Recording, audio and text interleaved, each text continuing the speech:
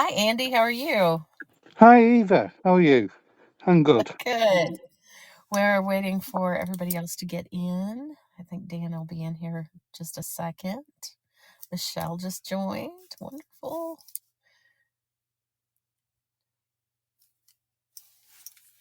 Give her a little bit of time to get in.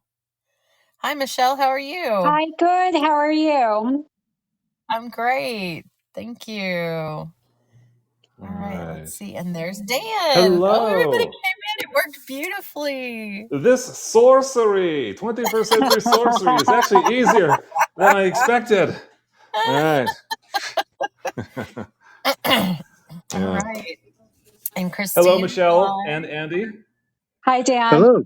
Yeah, it's good to have you both on the show. We're so thrilled to talk with you today. We're very excited. Thanks, Dan. We're very excited. Yeah. All right. Good. Thank you for the invitation. Yeah, absolutely. And it's possible we'll want to have you both on again, in the next Oh. season. We're starting a next season January 8th. And if either of you have additional things to talk about concerning the folklore angle of vampires, we would be very curious to hear more. Okay. So, Yes. Yeah. Great. Yeah, we can email about it. Yeah, that sounds great. Yeah. All right. Well, we just have 3 minutes before we go on officially. All right. I see Christine Hello, Christine. popped in. She may not be able to speak, but she's gonna throw love. And just wait here just a few minutes, and then we'll begin. Yeah. So if anybody needs to get a tea or a coffee or whatever, or something stronger, this would be the time to do that. Yeah. All right. I'll get my coughing out of the way. All right. It's allergy season here in Kentucky, so In fact, I just heard that we are now Kentucky, where both Eva and I streamcast from, has now been in a historic drought. Oh, really? Yeah. I heard that yesterday. I hadn't No, heard that. that's not great. No. The trees around here are looking a little stressed. So, which is very odd because we just had the hurricane come through and dump like 900 gallons of water onto and now we're in a drought. Yeah. Well, I think I think North Carolina got the most of that. So, Yeah. I'm in Chicago, and we have very odd weather. It's 80 degrees today. Oh my goodness. And very dry and very windy. And we have all kinds of warnings going on not to light fires outside because there could be wildfires. Oh my gosh. Yeah. Huh. I I was used in Chicago. to live in DeKalb, about an hour west of you, Michelle. And Yes. so I only moved down here about a year and a half ago. Oh. Yeah. And I was in Chicago just a couple weeks ago going through the airport. That's what we all do.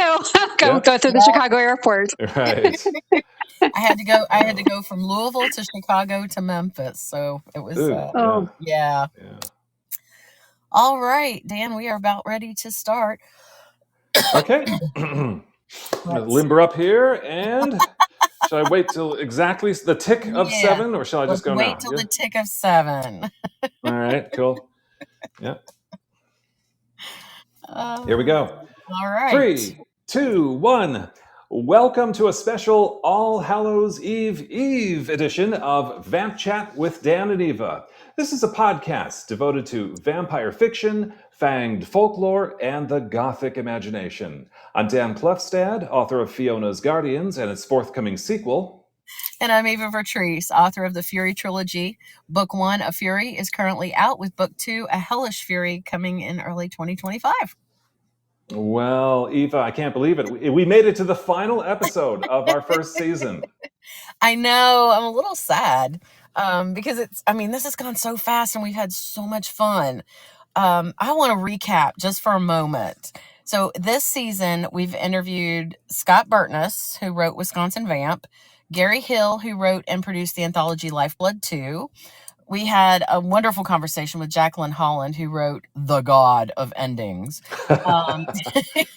We talked about Steven Zimmer's vampire offshoot, Prowling the Darkness, and we even got to interview each other.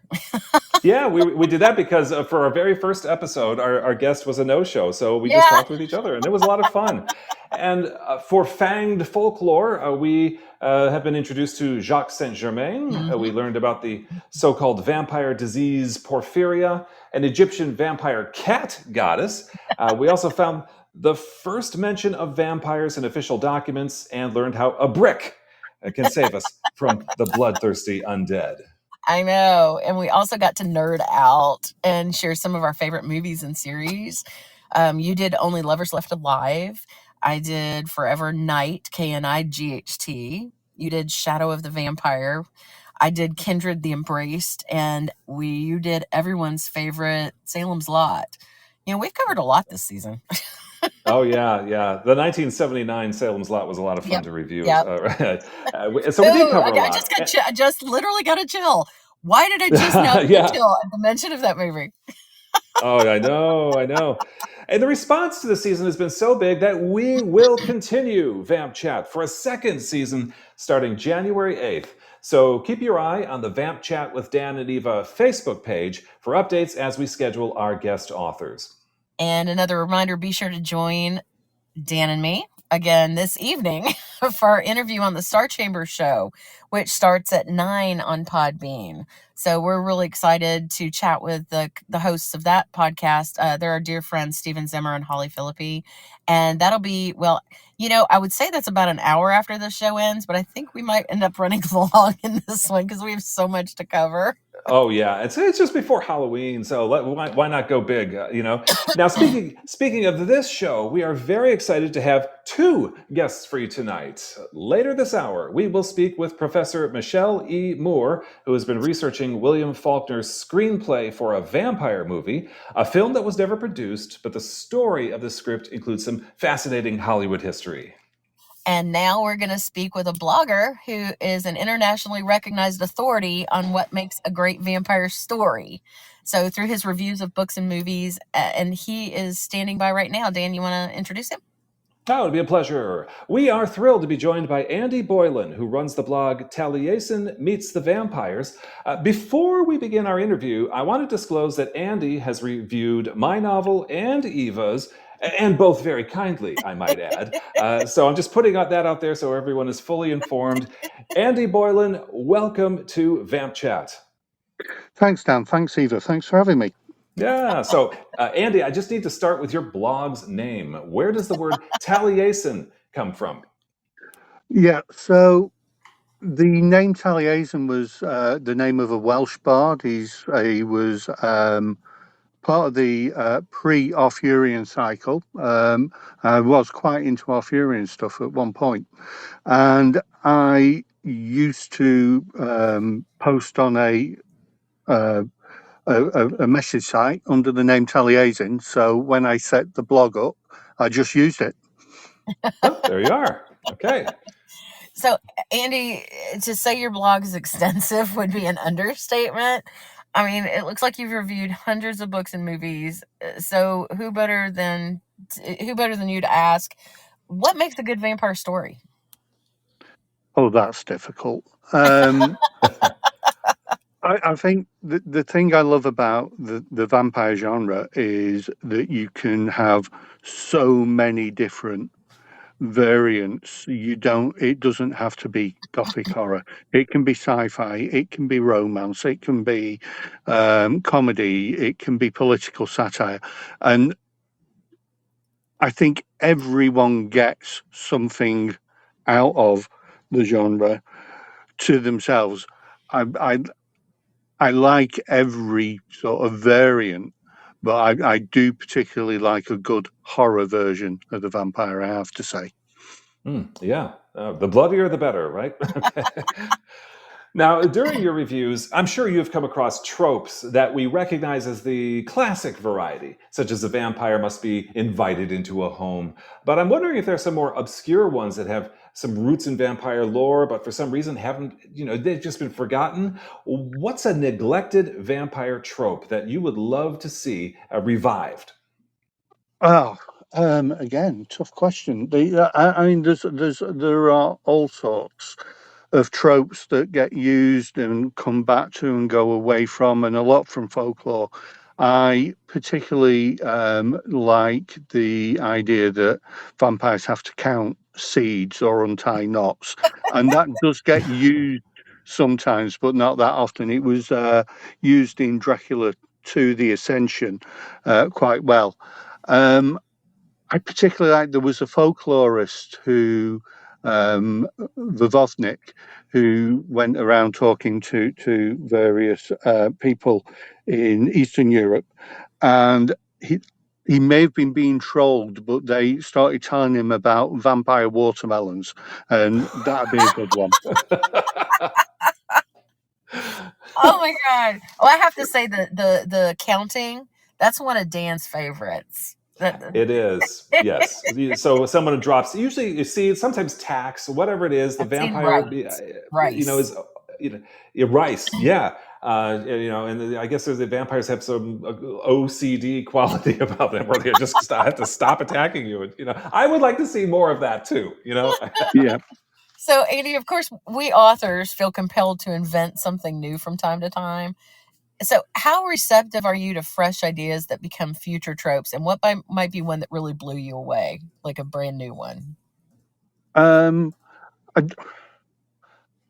do love new things coming in, but I really don't mind the way, and this has been the way since, I guess, the vampire genre started. If we go back, there was some poetry before, but if we go back for English language to Polidori, even Polidori was borrowing. He took Byron's story and expanded it, and every story, in some respects, seems to build on previous ones, and I think that's a really, really nice part of it. I'm struggling to think of a brand new one just off the top of my head that I really really appreciate, but there will be. It's just, again, the genre's so big. I mean, I post on the blog every 2 days. I used to, for about the first half of the blog's life, I used to post daily, and it's been running 18 years. So that's a lot of material. Yeah. So what do you think? What do you think about the sparkly vampire? That's probably one of the newer ones that most people were kind of shocked by in Twilight. Yeah, it had its place. Is it my favorite thing in the world? Absolutely not. But it was. I mean, those books and movies were perfect for the target audience. Yeah. And they actually did a lot for the genre in terms of, if only in people pushing back on it. Some of the films we got afterwards were direct. So 30 Days a Night being made feels like it was a pushback on the romantic boyfriend vampire in the Twilight films. Yeah. So they've got their place. Interestingly, the Lost Boys movie, those vampires sparkled as well.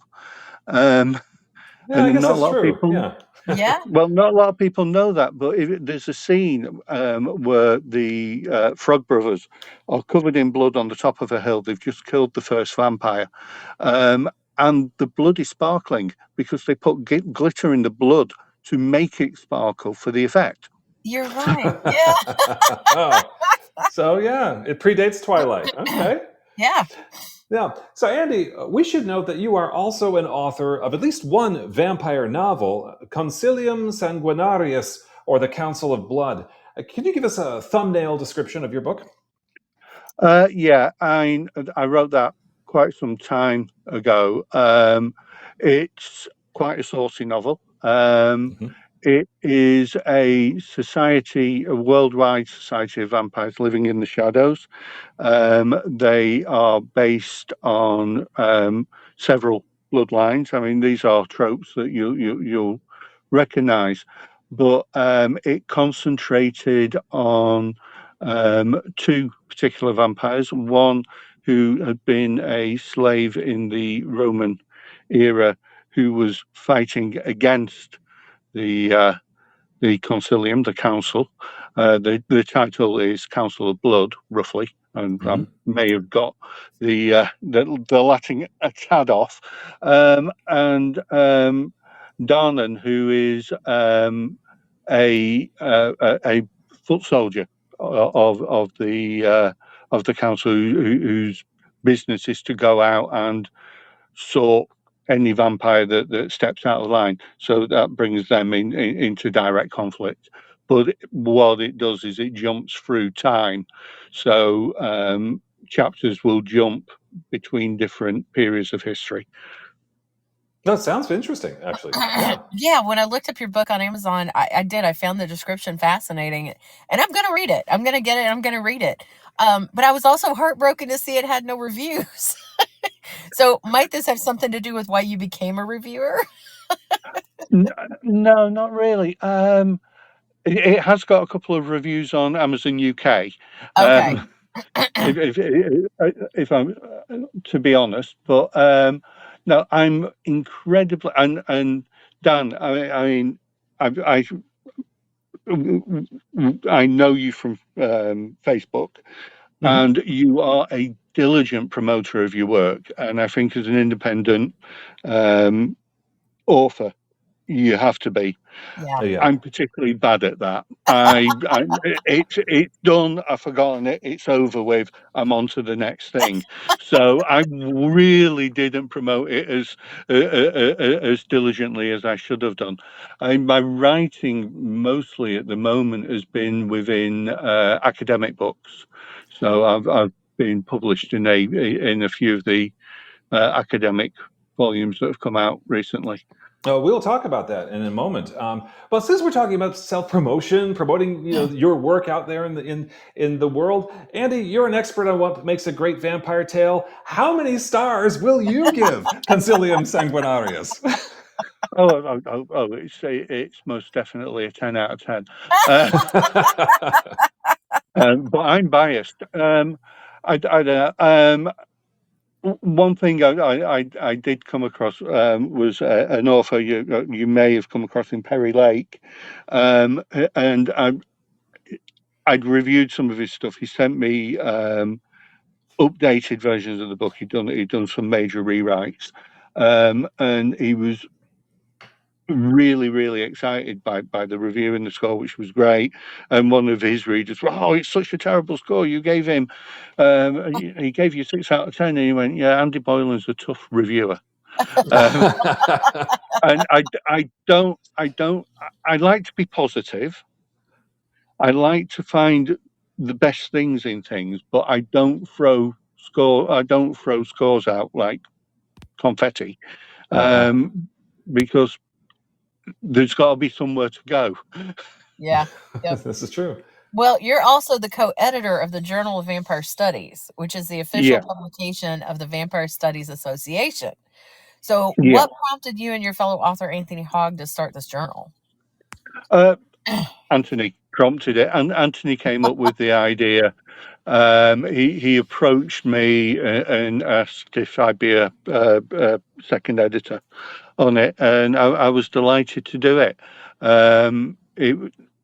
It's been fun because we've managed to draw some quite wide-ranging areas of a lot of academic areas of stuff. We've had a couple of discoveries in there. The last one had a discovery of probably, we think, the earliest transformation into a bat, which I'd have to look up what year that was, but that was quite a find by one of the contributors. and it's a story set in Greece called the Vampire of Vorla, and it was, just bear with me, Vampire of Vorla, where have you gone? It's the 1840s anyway. I can't wow. quite stress it. 1845. The early and at one point people thought, well, Bat transformation came from Stoker. And Right. there's been a few things now found pre-Stoker, so that's really interesting for me. That Yeah, is very Stoker had to learn interesting. from that somewhere, right? I mean, he had to Yeah. get those ideas, somewhere. I mean, If you were just Stoker joining did us, invent things. Sorry, Dan. well, I was no, go just ahead. saying, Stoker did definitely invent things. Some of the tropes. So I've not spotted anything about mirrors pre-Stoker. Okay, that's for interesting. instance. All right. Yeah. If you're just joining us, we are speaking with Andy Boylan, who runs the blog Taliesin Meets the Vampires. Andy, stay with us while we tease what's coming up in the final segment of Vamp Chat, where we review a film or TV series. And Eva, I understand you'll be reviewing. Wait, what? Both of us will review What We Do in the Shadows. How on earth will that work, Eva? So it's easy. You'll review the 2014 film, and I'll review season 1 of the FX series. Oh, that sounds cool. I'm actually prepared because I watched the film last night. Good boy. You did your homework. All right. Now, where's my gold star? Well, we'll see if you get one after I hear your review. Okay. So, Andy, back to you. What first attracted you to vampires? I've always had that as far back as I can remember. I think I've always liked vampires. I did a chapter for a book growing up with vampires where I talked about how vampires came into children's TV and film, and that I think has generated a whole raft of my age and younger vampire fans. So Count Von Count in Sesame Street. Yes. I love Count. It is Yeah. obviously, yeah, it is an obvious one. Dracula would turn up in all sorts of things, be it Marvel comics, be it Groovy Ghoulies. There were things, slightly before my time, but they reran it when I was young in the UK. The Monkees had a monster episode with a vampire in it. So I had forgotten that. Oh my gosh. Thank you for reminding me. Yeah. So all those things were around. The earliest film I can particularly remember absolutely being obsessed with vampires was the 79 Langella film. It wasn't quite 79 that I watched. I was 9 years old, so I wouldn't have gotten the cinema for it. But VHS came out, and my granddad rented it from the video store for me, and I watched that film over and over again, and it still has a special place in my heart, as cheesy as it is in places. Yeah, but Langella is a great actor. He did a really good job, and I would say that Kate Nelligan, who plays Mina, is my favorite Mina. Fair, absolutely fair. Yeah. So, Andy, you post something about vampires nearly every day on your blog. You gather items from all around the world. How do you maintain this schedule? Because frankly, we are envious. I with great difficulty sometimes, if I'm honest. Yeah. No, I mean, I what I tend to do is I'll do a splurge. I've got maybe 20 reviews written, film reviews written that I can fall back on. Okay. And I do other, rather than just reviews. There's the honourable mentions where a vampire just appears for 5 minutes in a film, or use of tropes where it's not a vampire film but there's a trope in it that's come from the vampire genre. So that puts other things in. Weirdly, books is a little slower since the pandemic. I got into a habit. I used to travel before the pandemic a lot for work, and I'd be sat on trains and I'd just be reading novels. And the pandemic hit, and I was sat at home, so I wasn't on a train, and I found I wasn't reading. So I had to get myself back into that habit, but that's building again nicely, because I think some of the more interesting stuff often it is from books, because of course you're not limited by budget. Your only limits the author's imagination. Well, to piggyback on Dan's question, where does all your content come from? Because, do people send it to you? Do you go get, like, where does it all come from? I have quite a large Blu-ray and DVD collection, as you can imagine. I will order from around the world. I get sent stuff to review. It's got a lot easier nowadays as well, because of course for films, because you can send screener links rather than having to post physical media across the globe. So people will send me screener links. Just searching through on YouTube sometimes, or Amazon Prime, or Prime Video, that is, or Tubi. I have a VPN, so I turn myself into an American to get on, or get the decent content on Tubi. So, well, because you have stuff from, when I look at your blog, I mean, you're reviewing stuff from other countries and other languages. I mean, it's extensive. Yeah. And some of the more interesting stuff is coming from right around the world. Also, some of the dreadful stuff is coming from right around the world. There is an Arab, Egyptian, Arabic version of the Rocky Horror Show, where the Frank character is a vampire called Ayab, and it's not very good. Wow. Well, I'll look out for that one. Yeah. I'll avoid that one. Yeah. All right, Andy, during Vamp Chat, we ask each of our guests the same 4 vampy questions. Eva, would you like to begin? Okay, probably know this answer from earlier, but who is your favorite vampire of all time and why? Favorite vampire of all time? I'm going to have to go classic. I'm going to have to go Dracula. Okay. He's all pervasive in the genre. He's been all things to all men. He's been a superhero. He's been a villain.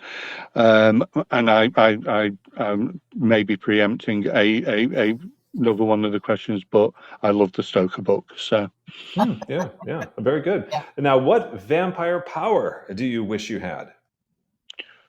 Ooh, good one.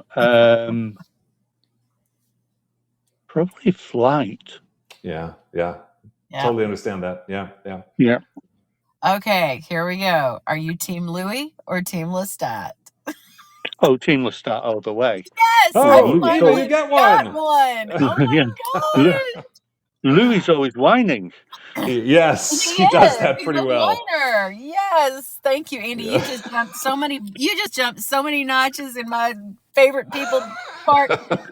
It's been 3-0 with one tie, and I'm like, oh my God, where are my people? Yeah, you have found your people. I found my people. Andy's good people. All right. So, Andy, would you want to be turned into a vampire? And if so, why? No. Very simple. I like a simple, direct answer. No. Firstly, what sort of vampire are you going to be? You might sparkle. Or you might just be a rotting, corrupted, folkloric vampire. Sure. But on the sort of the more gothic, romantic end of the scale, I think, and this is a trope in the films, but I think it's so true. Watching the people you love pass. Yes. Yeah. That'd be tough. You're right. It hits home. Andy, Oh my God. Thank you so much for coming on to Vamp Chat. I mean, it's been wonderful talking about your blog, Taliesin Meets the Vampires. And I have to say, we both struggled with how to pronounce that at the beginning. Now we've That's got why I it. sent you that email. Yeah. Yeah. Absolutely. Where can our listeners subscribe to your blog? So the blog is at taliesintttlg.blogspot.com. But if they Google Taliesin Meets the Vampires, it hits. I think what we'll And do that is was without me promoting myself. It does hit. I think what we'll do is we will also put a link on our Facebook page. And so Yes. anybody listening that wants to check out Andy's blog, which is, I'm telling you, it's awesome. And thank you for reviewing my book. And I'm sure Dan feels the same way. And you were very fair. You were very, very fair in your review of mine, I know. So, but and of mine. Yeah. And we will put a link to your blog on our site. Thank you both very much. All right, Andy, have a good evening. Thank you. Thank you. All right. So we've arrived at the Fanged Folklore part of the show. And Dan, I'm really excited to meet our next guest who researched William Faulkner's lost screenplay for a vampire film. Oh, I am too. And that screenplay is called Dreadful Hollow. To tell us more, we invited Professor Michelle E. Moore, who published an article called Vampires, Detectives, and Hawks, a history and analysis of William Faulkner's unpublished screenplay, Dreadful Hollow. Professor Moore, welcome to Vamp Chat. Thank you for having me on, Dan and Ava. Thank you for being here. Yeah. So I'm going to start with this one. And I had no idea that the screenplay existed. So how did you find out that Faulkner wrote a vampire script? Well, that's the thing, right? You wouldn't think Faulkner has a vampire screenplay. You wouldn't think Howard Hawks would have any interest in a vampire movie. It's all very, very weird, like vampires usually are. And so what happened is I had begun doing some work on what I was interested in, which was horror and gothic and violence. And I began to do work on vampires. And when I did that, I started to see vampires everywhere in what I was reading, including in Faulkner's novels where there weren't supposed to be vampires. So, you give some examples of that in the article. In Absalom, in Sanctuary, there's even a little bit in The Sound and the Fury, and As I Lay Dying. So they started just kind of appearing. I was seeing all these vampire tropes, teeth and blood and family lines, and so I wrote a paper on it. And I was asked to present down at a Faulkner conference in Mississippi that they have every year. And at the end of my presentation, several of the giants of Faulkner studies came running up to me and said, "Do you know about Faulkner's vampire screenplay?" And I almost fell on the floor. I said, "No." And they said, and I said, "Where can I find it?" And they said, "You can't." And I'm thinking, well, thank you. Yeah, right. So I started doing some research now that I knew that this thing existed somewhere. And there was a Faulkner scholar whose name was Bruce Kaywin, who had done an interview with Howard Hawks back in the 70s. And Hawks gave him a copy of a screenplay. Oh, wow. So I contacted Bruce, and he thanked me very much for contacting him and said, no, I promised Howard Hawks that I would never show anyone, and I'm still going to honor that promise. Yeah. So then they had told me at the conference that a copy of the screenplay, Faulkner's copy, had been found by his daughter in a closet in Faulkner's home in Oxford, Mississippi. And I knew that his daughter handed it right over to a producer whose name is Lee Kaplan, who is in charge of the Faulkner estate. And Lee Kaplan also won't let anyone look at it. I tried. I emailed him. he thanked me very much and said, "Oh, no, you can't see this. It's mine. I'm going to make a movie out of it someday." This was about 10 years ago. It's still not made. It's still not going to happen. So then I started just sort of looking around in archives and seeing what was out there and possible. And Brigham Young had just put up their finding aid, and they have the Howard Hawks papers. And I discovered that Howard Hawks put that there was another copy of it in the Howard Hawks papers at Brigham Young. And I booked the flight out there the next day. Oh, wow. Yeah. Wow. And So it there's- turned so there's out the 3 copies? archive, this was so early on, that the archive did not know that they had this Faulkner manuscript or the screenplay in the Hawks archive. Wow. So you were helping them, actually. Absolutely. Yeah. Absolutely. Well, So we should note that. So there's 3 copies? Well, I have the 4th now. Okay. Got it. Okay. So I was able to get a copy. They gave me a copy of it too. So All right. yeah, I have a copy too. Well, we should note that Faulkner based his screenplay on the novel Dreadful Hollow by Irina Karlova. Before we drill down into what makes the screenplay significant, give us a short synopsis of Faulkner's version of Dreadful Hollow. Well, it's actually a bit different than the novel. The novel is a very female-driven vampire story, and Faulkner makes it even more female-driven. So you have a young girl, Julian Dare, who doesn't come from much money, and she takes a train up to the English countryside and is going to be a kind of nurse for an older woman at the Grange, very Wuthering Heights. Yeah. And Julian Dare comes into town, and she meets the handsome Dr. Clyde at the train platform, who offers to take her bags. And in Faulkner's version, she's too strong, and she's going to walk all the way without him. She gets to the Grange and meets this older woman, as well as Sari, the housekeeper, who doesn't want Jillian there at all. And strange things begin to happen as soon as the Countess Cerner, who's this invalid that Jillian is supposed to be taking care of, shows up. Jillian is a little unnerved when a younger woman, Vera, shows up and is supposed to be the Countess's niece, but looks exactly like a younger version of the older Countess. Ooh. Okay. And then over time, a bat swoops at her. It's another bat narrative. A stuffed animal kind of attacks her. And most interestingly, the Countess in Faulkner's version sucks the blood off of a wound that Jillian gets. Okay. Yeah.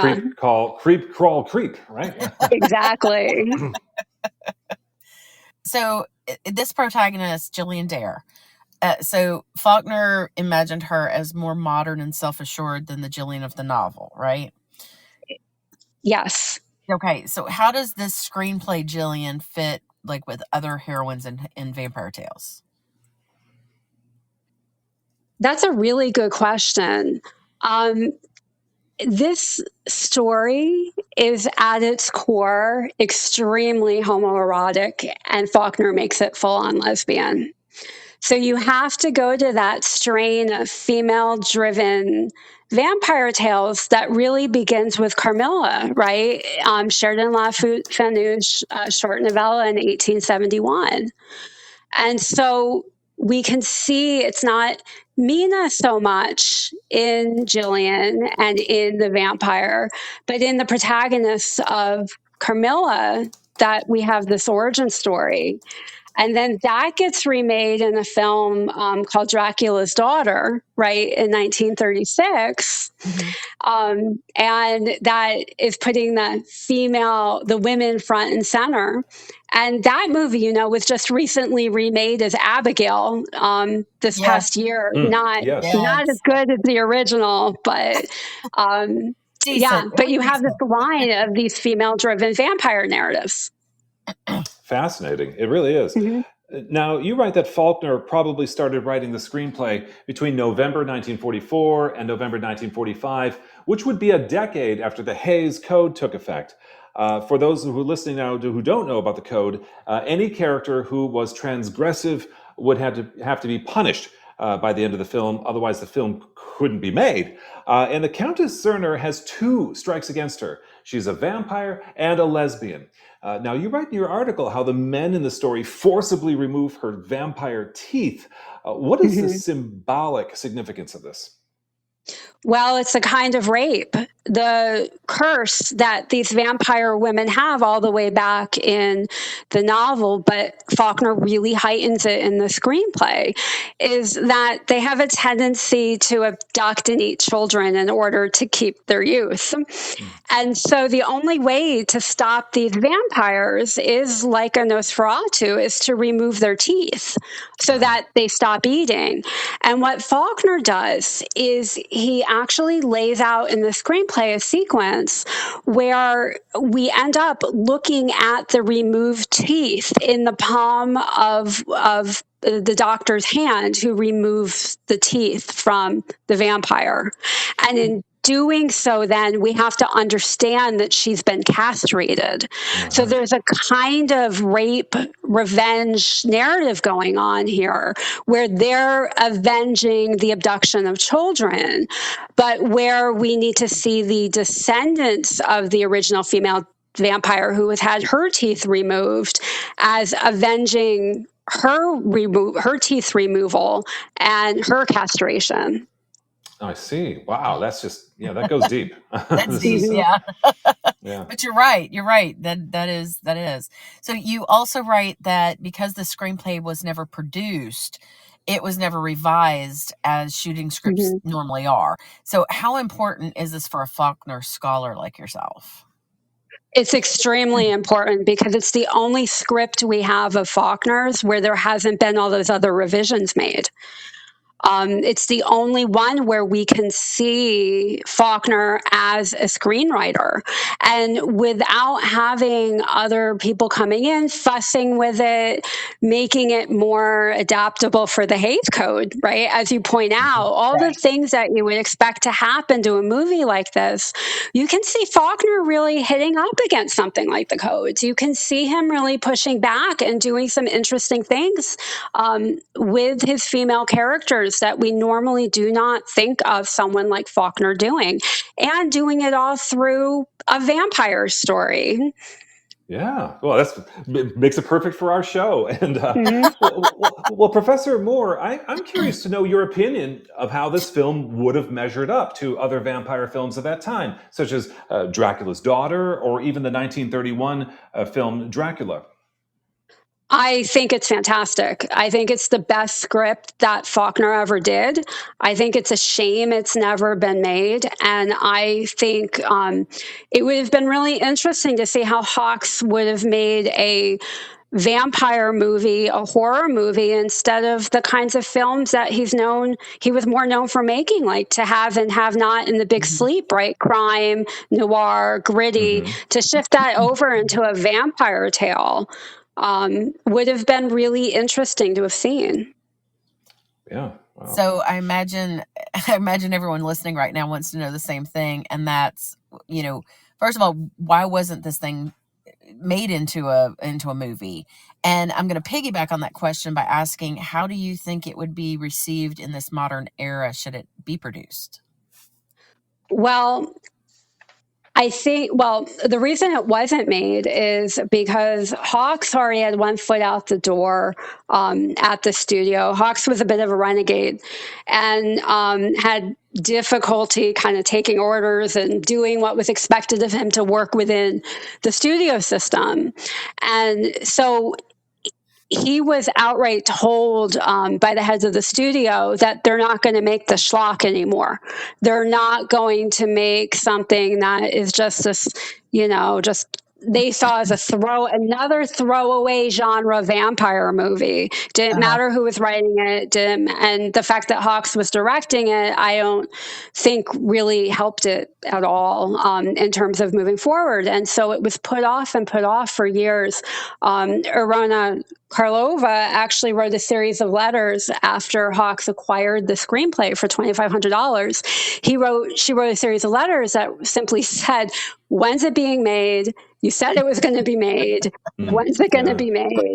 And then over time, you have the letters from Hawks to the studio. When can I make it? Is it going to be made? What's going to happen? And then it just kind of goes away over a decade. But Hawks really wanted to have it made.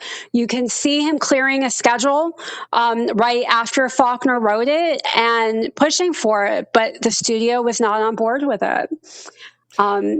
And to your second question, I think in the right hands, it would be received extremely well today. I would love to see a woman director make this. That's good. That's Yeah, a good idea. Yeah, I think it needs a female director. Actually. Yes. Yeah.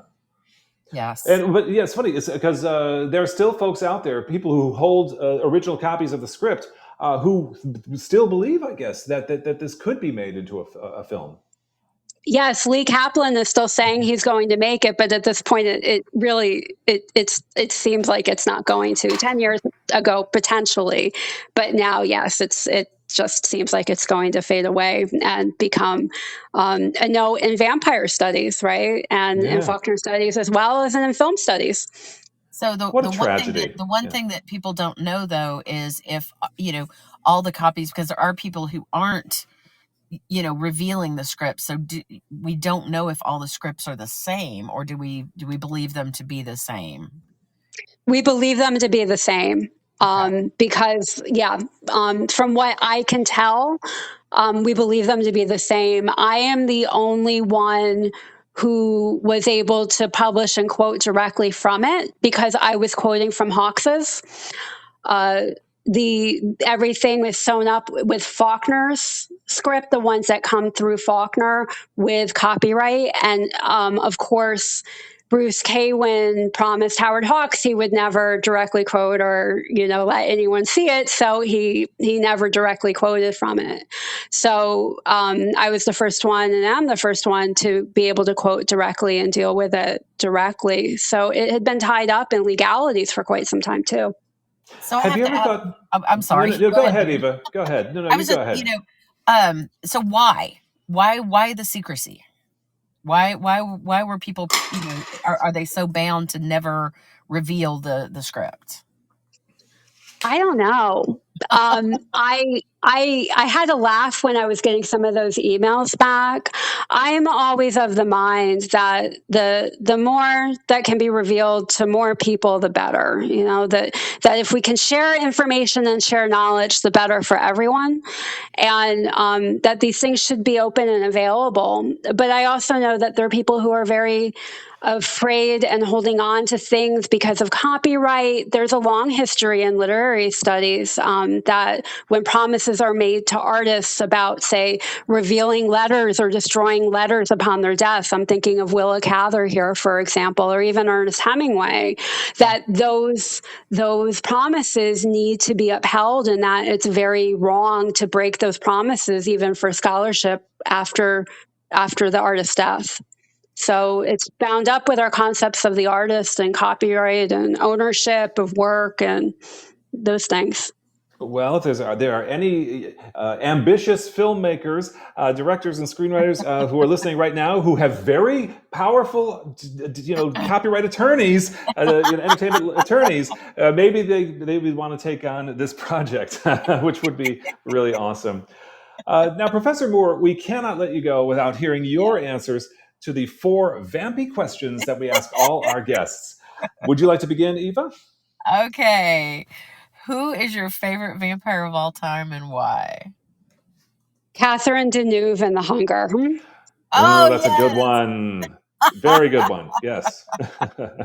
Let me ask you, what vampire power do you wish you had? I have to say from your last guest, I like Flight, but Mhm. Hypnotism is a very close second for sure. Yeah. All right, excellent. All right, now the big one. Are you Team Louis or Team Lestat?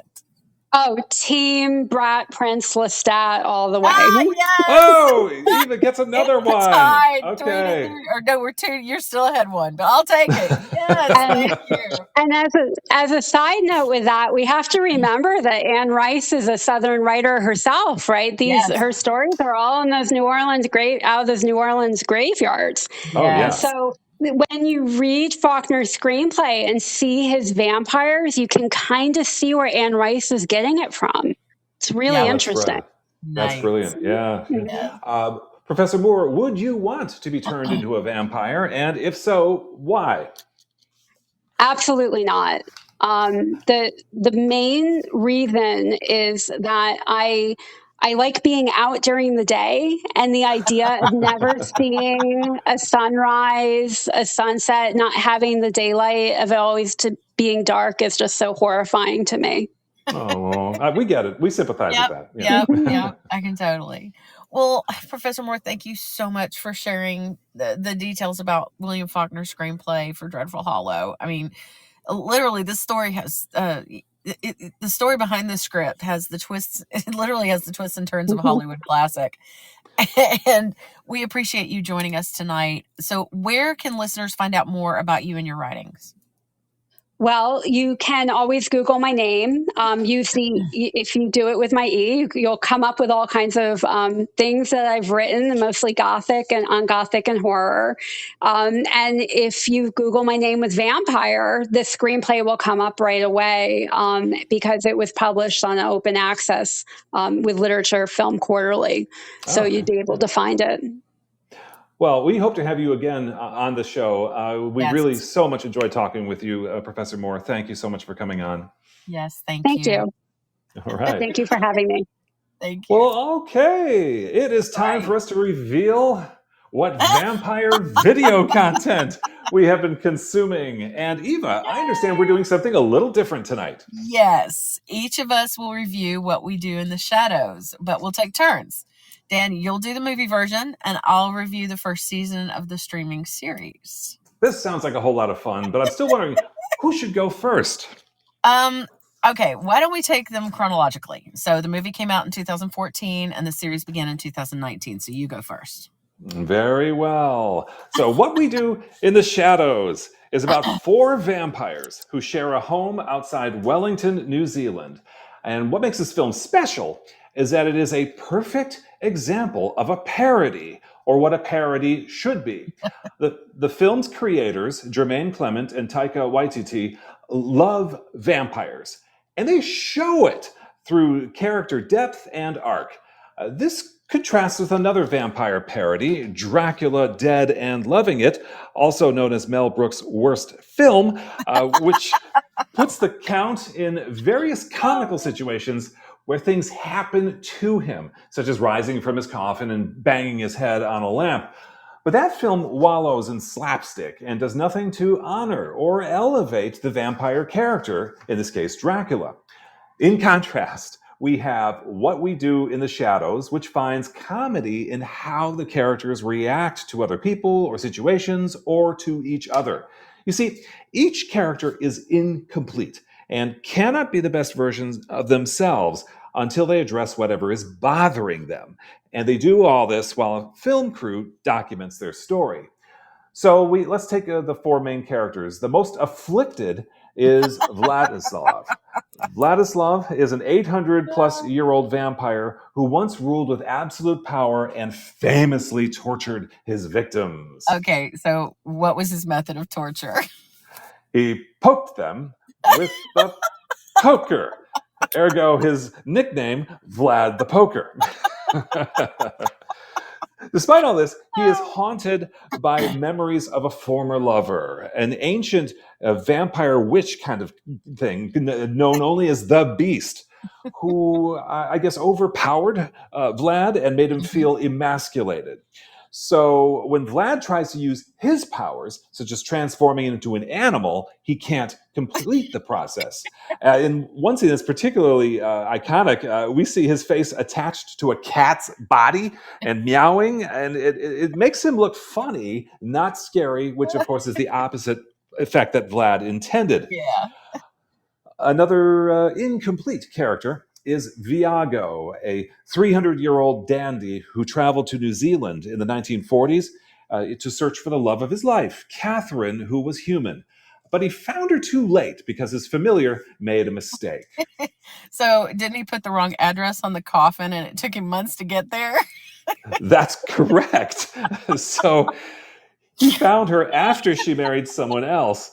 And this unconsummated love drives him to pester his housemates.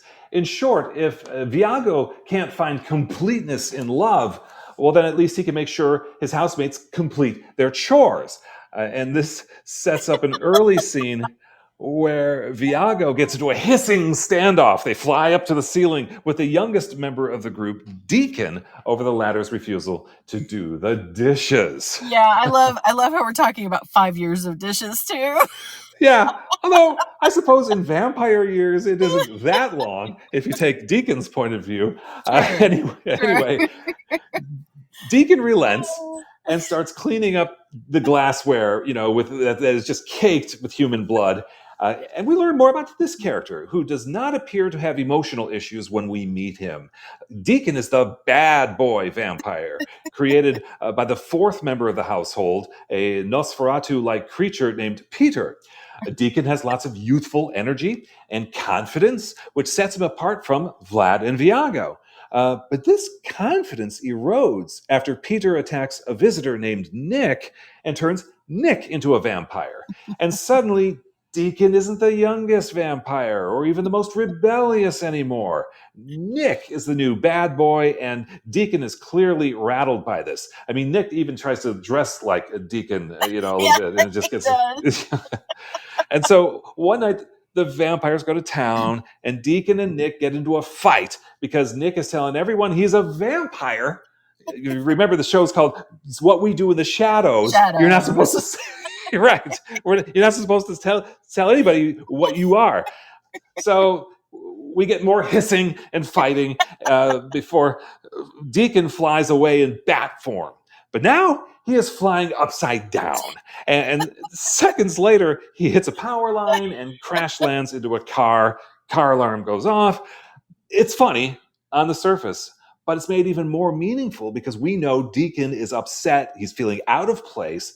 And I think it's easy to empathize with him because many of us, I think, have experienced that feeling of being usurped in our own social circle. So I should mention that Deacon's position is restored when Nick is blamed for the death of Deacon's sire, Peter. It's a catastrophe. It results from Nick's careless flaunting of his vampirism, which prompts a vampire hunter to enter the house during the day and expose Peter to sunlight, causing him to burn to death in a really, rather terrible scene. There was another character I need to mention, and that is Nick's human friend, Stu, an IT worker who helps the vampires use the internet, which is always funny because vampires are supposed to be, stuck in the 18th century or whatever. And even if after Nick is banished from the house, the vampires stay friends with Stu.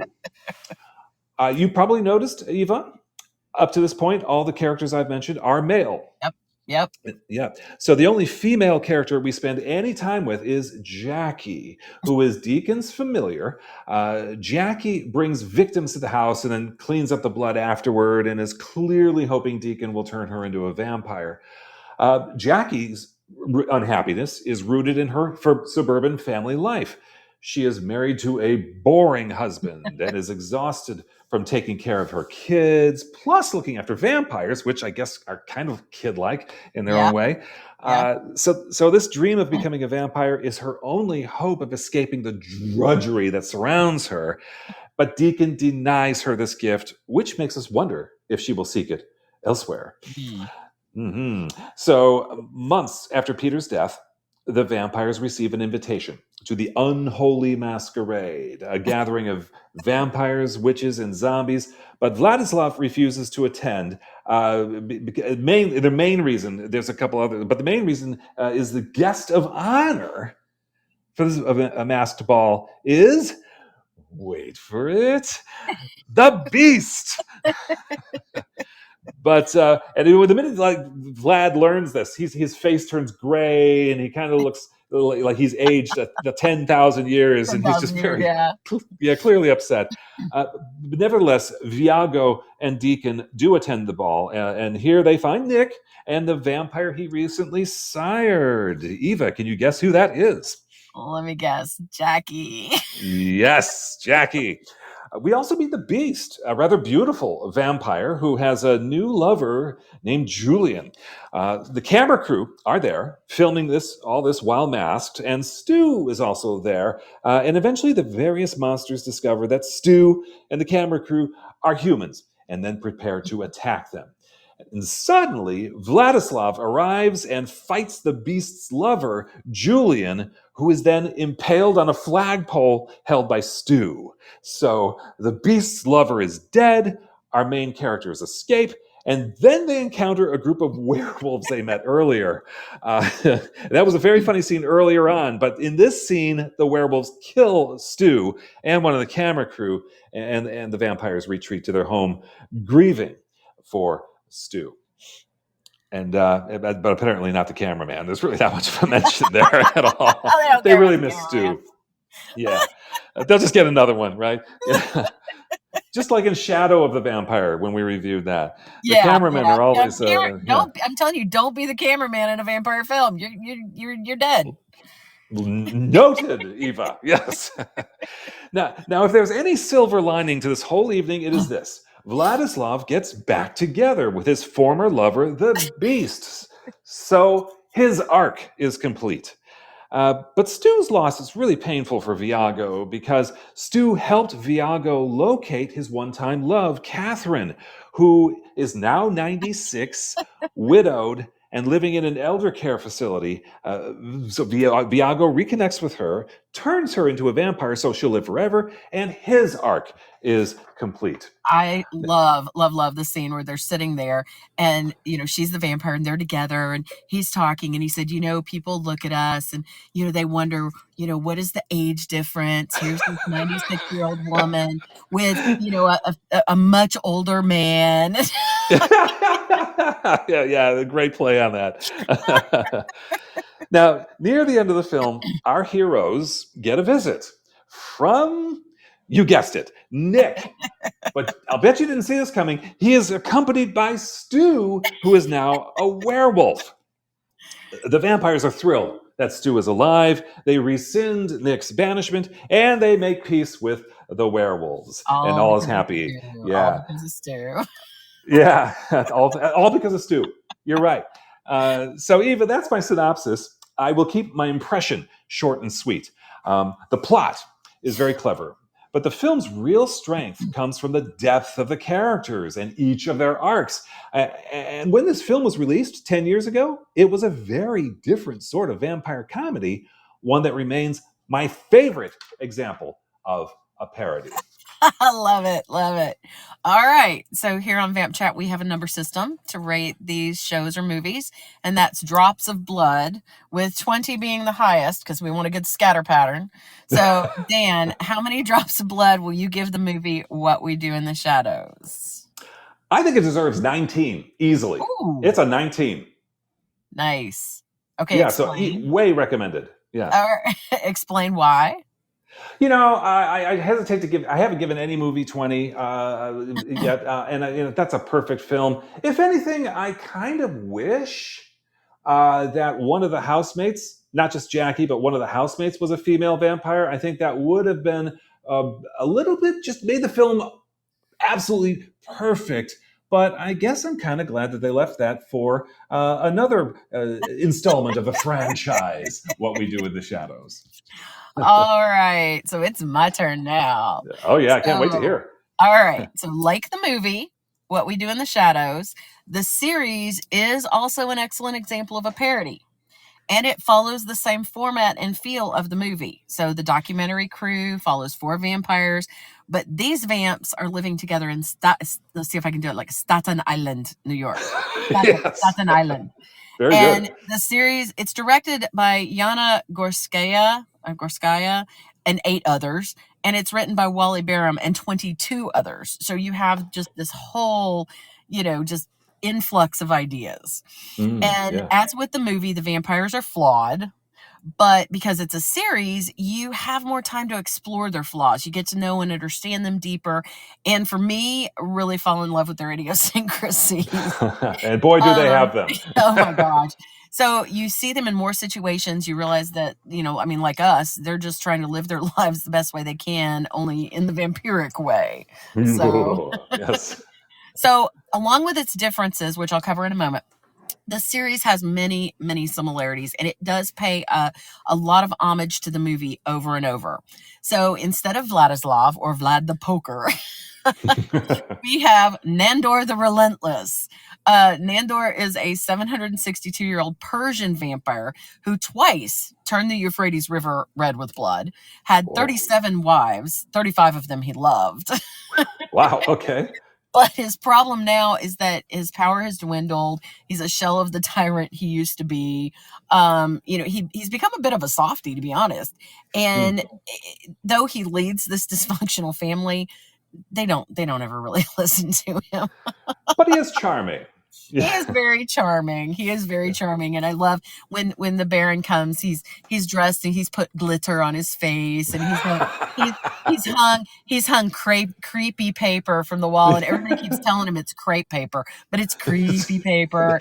Yeah, I love that. He's hilarious. So the bad boy of the group, and comparable to Deacon, is Laszlo Cravensworth. And he's from England, and through his life, he's been an artist, a musician, and a pornographer, which he's quite proud of. Triple threat. Oh my. So he's also dapper and fashion. He's a fashionista, and he'll go so far as to wear a cursed hat made of witch's skin to make another vampire jealous. He's confessed to being Jack the Ripper, and sometime before 1932, Laszlo got into trouble with the Vampiric Council for turning a baby into a vampire out of sheer boredom.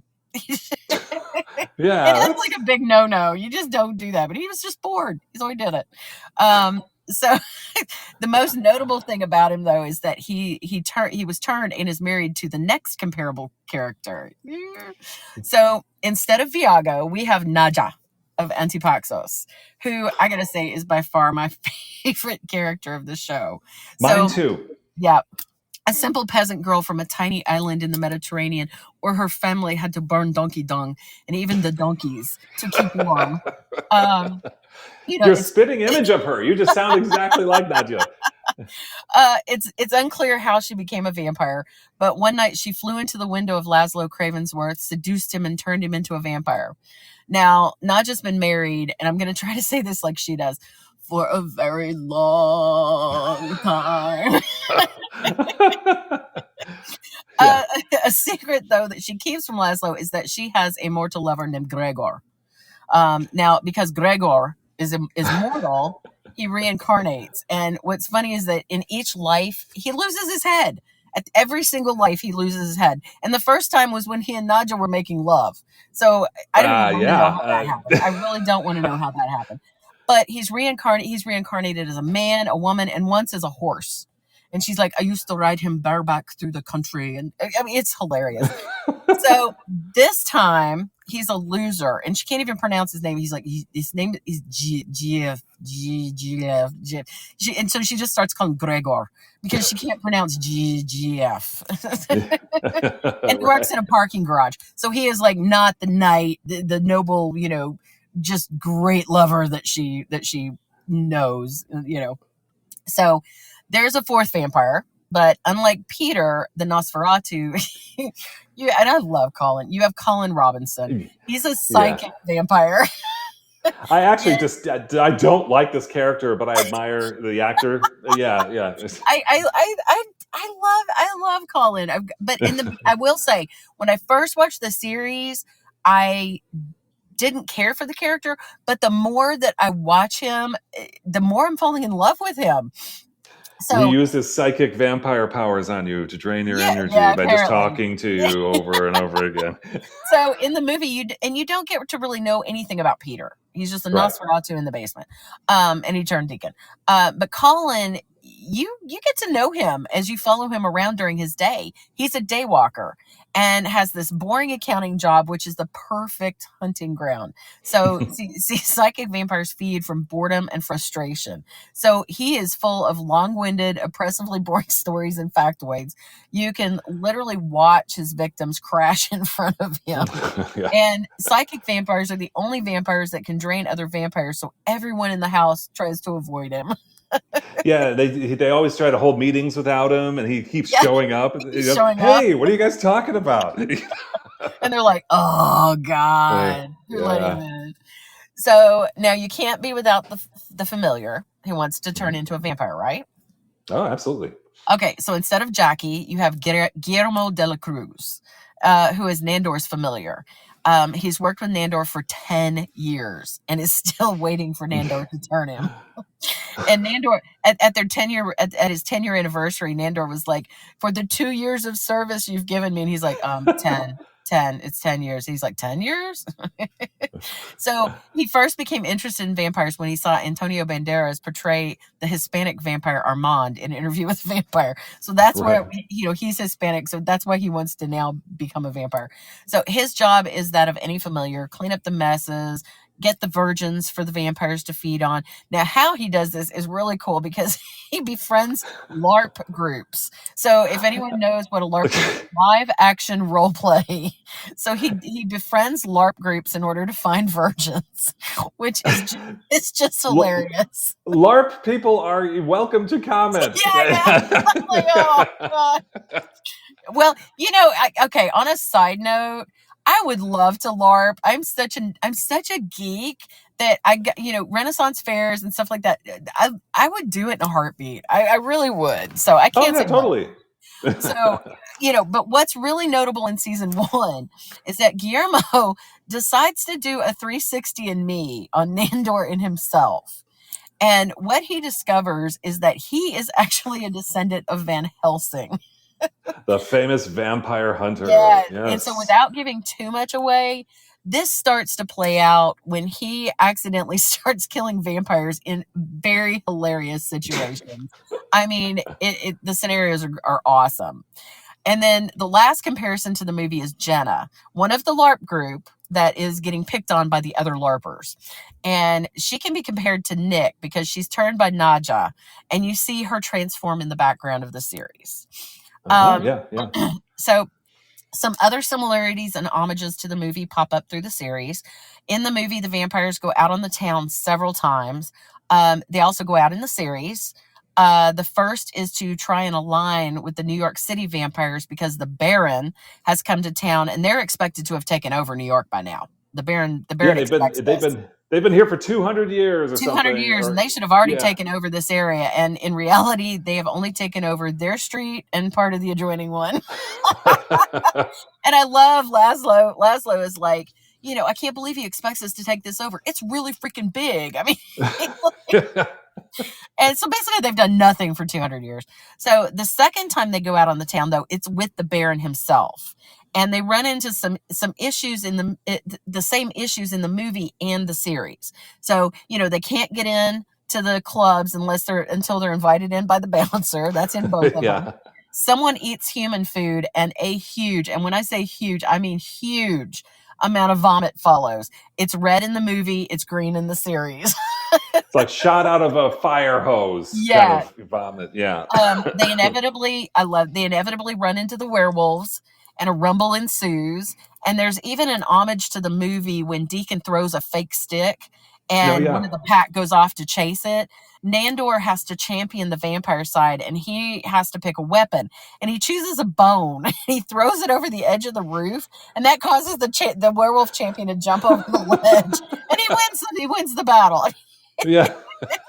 Nandor for the win. Yep. And there are other similarities like the Vampiric Council. In the movie, it's the 3 lead vampires. They're the Vampiric Council. But in the series, they take it up a notch. So there's like 15 vampires, and it's led by Tilda Swinton. Danny Trejo is in there. Wesley Snipes is there, who also gets a mention in the movie when they dress up as Blade for one of the nights on the town. Colin Robinson is one of the Vampiric Councils, and even the vampire baby that Laszlo changed is one of the Vampiric Councils, and then there's several other celebrities. So the difference between the movie and the series, though, is mainly revolves around the length of time we have to really get to know the characters. So you see their flaws, but you have time to wallow with them, and you ultimately see that they have a lot of the same issues you and I have, just from a vampiric viewpoint. So they can't change into a bat and fly somewhere faster without knowing the address, so they're stuck on the bus. They're worried about the vampire community, what the vampire community will think of them when they completely fail in hosting the biannual vampire orgy, which is apparently a big deal. They grapple with chores, and I love this, putting the dates on their half drunk. And when I say half drunk, I don't mean alcohol drunk. I mean half drunk victims in the basement, so they know how long they've been there, and just dealing with the day-to-day complexities of life. So, Dan, that's my review of the series, What We Do in the Shadows. But I mean, I could say so much more if I had time. The series is full of hilarious situations, subtle innuendos, not so subtle sexual innuendos. Right. I mean, it's just an amazing cast, and the writing is spectacular. Yeah, I recently watched the entire first season and part of the second, and I absolutely loved it.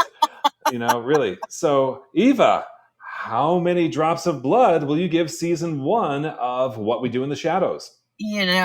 I'm going to give it 19. I'm going to equal the movie.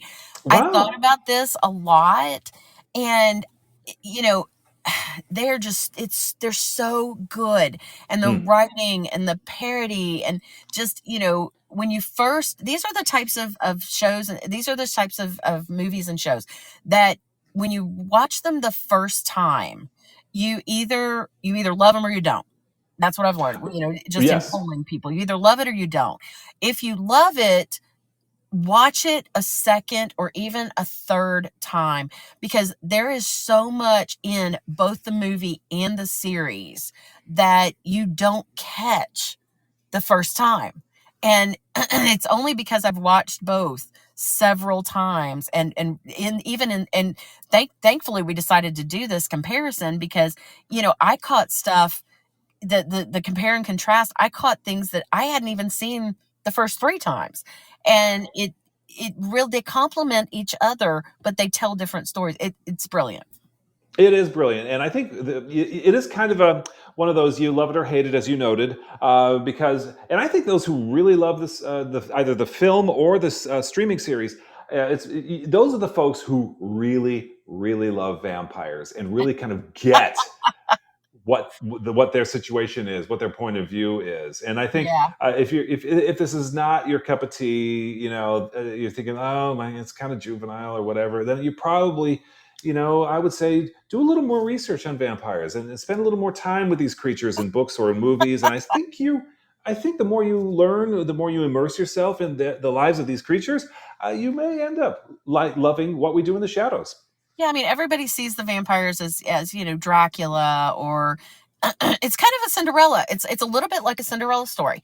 Everybody has the story of Cinderella falling in love, but they don't ever see the after the prince and the Cinderella get together, and her obsessive need to clean the castle. Yes. You don't get past the it's like the romance that lead the engagement that leads up to, the ultimate wedding, but then nobody follows them past the wedding. And that's what We Do in the Shadows does for the vampires. It's like, it's great to be a vampire, but then you got to go day to day. And, what do you do with all of these bodies laying around? And what do you do with all of the, what's the nitty gritty of this? How do you keep being yourself, a vampire? Yeah. How do you keep yourself engaged? How do you keep yourself? Laszlo has he loves topiaries, and it's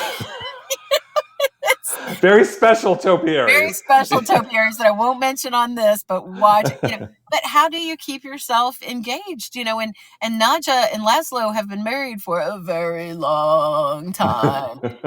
How do you keep that spark going? So it really kind of dives into the underbelly of being a vampire. And I have to say though, I am one that obviously we love vampires. I actually, the moment I'm, as I said, I'm a geek. I collect Funko Pops.